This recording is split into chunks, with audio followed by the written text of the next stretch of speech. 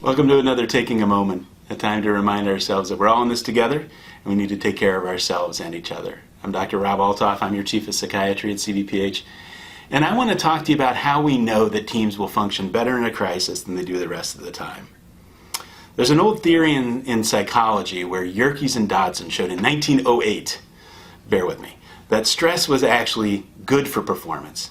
A little bit of stress, but too much stress actually made it more difficult. So we want just enough stress in order to perform well. I think everybody could argue that we're in sort of a too much stress sort of situation right now. So why do I think we're going to be able to manage? Because there's another thing that's out there, and that's that we're all inoculated. Now, I'm not talking about inoculated for the virus. We don't have that yet. But we're inoculated to stress. So another researcher named Eichenbaum came out with this theory of stress inoculation. And the way it goes is like this. If you have a little bit of stress, you get inoculated to being able to cope to that stress because you basically realize that you're able to manage it. You get a little bit more stress, and that inoculation allows you to cope with the next stressor. You get a little bit more stress, and that inoculation allows you to cope with the next stressor. If you think about where we've been in the last little while, think about all the stressors that you've experienced in your work, in your home, and everything else.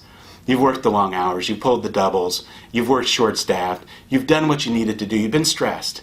And what you're going to find is that your ability to cope in those smaller situations are going to allow you and your team to use those strategies that you've developed in order to deal with the larger stress. We've all developed these strategies over a bit of time. You're going to be able to rise to the challenge. We will all cope as a team. And this is how it works. And this is how we're going to work. Thanks for letting me be a part of your team and for taking the time with me. Stay strong.